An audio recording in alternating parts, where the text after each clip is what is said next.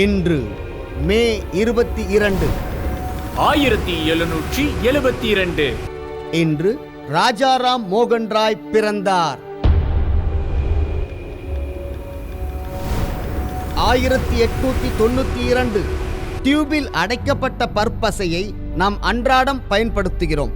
அந்த டியூபை இன்று கண்டுபிடித்தார் பல் மருத்துவர் டாக்டர் ஷெஃபீல்ட்.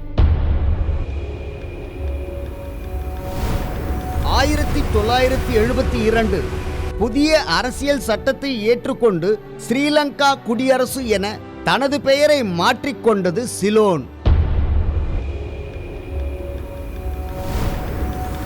2004 இந்திய பிரதமராக டாக்டர் மன்மோகன் சிங் பதவியேற்றார்.